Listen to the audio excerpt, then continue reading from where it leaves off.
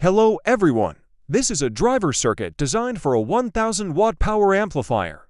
This circuit will be connected to a power stage using transistor pairs such as the 2SC5200 and 2SA1943 to boost the output power.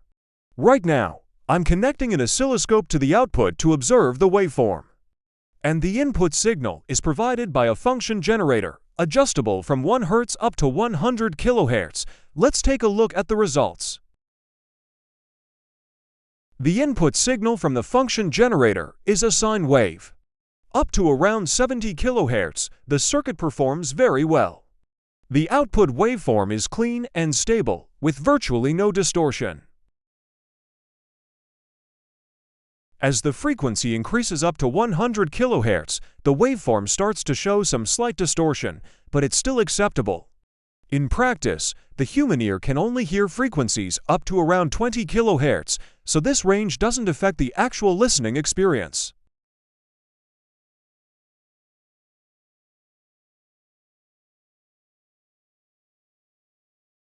When this circuit is paired with 9 transistor pairs of 2SC5200 and 2SA1943, it can deliver an output power of up to around 1000 watts. If you'd like to build this circuit yourself, I'll walk you through the full process right after a quick introduction to my partner and sponsor, JLCPCB. I'd like to thank JLCPCB for supporting this video. Over the years, I've used JLCPCB's 1 to 4-layer PCB in many projects, and they've always been reliable with fast turnaround. Now, JLCPCB is making high-performance 6-layer PCB more accessible. With 6 layers, routing becomes cleaner and more efficient, increasing wiring density by around 30 to 50%, so you spend less time dealing with routing limits and more time focusing on your design. With free via-in-pad technology and ENIC finish included, JLCPCB delivers professional-grade 6-layer PCB without the professional-grade price. If you want to try it yourself, you can get the latest coupon by clicking the link in the description below. This is the result after about 1 week since I uploaded the Gerber files to the official website of JLCPCB. The boards were packaged very carefully with good protection, so everything arrived in perfect condition without any damage. Overall, the manufacturing quality is very impressive. The silkscreen is clean and easy to read, the PCB traces are sharp and well-defined, and the surface finish looks smooth and consistent. For high-precision designs like high-power amplifier circuits, this level of PCB quality is extremely important to ensure stability and reliable performance.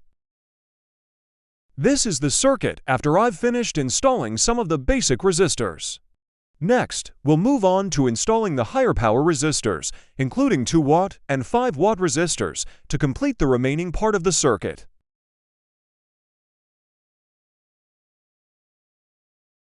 This is a 5-watt power resistor connected in parallel with a coil, forming an LC network used to protect the circuit.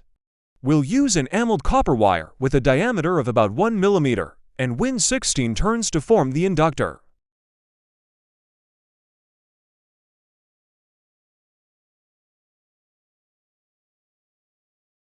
After completing the inductor, we place the resistor inside the coil and then solder the entire assembly onto the PCB. The 1N4 diodes are used to provide biasing voltage for the differential stage. Meanwhile, the FR307 diodes are used to protect the power transistors, helping to prevent damage in case of reverse polarity. The transistors used in this circuit include the BF423, BF422, and 2SA970. These transistors are responsible for the small signal amplification and voltage amplification stages, helping to effectively drive the power output stage. The capacitors used in this circuit are rated from 63 volts to 100 volts, ensuring stable and reliable operation under normal working conditions. This is the circuit after I've completed most of the components. The input, output, and power connections are all designed using terminal connectors, making wiring more convenient and secure.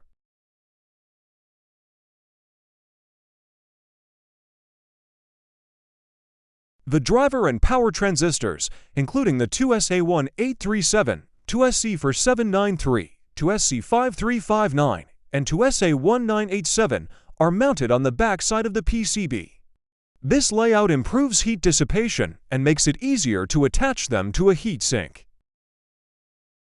You can also choose alternative transistors as long as they offer similar characteristics and performance to ensure the circuit remains stable and operates efficiently.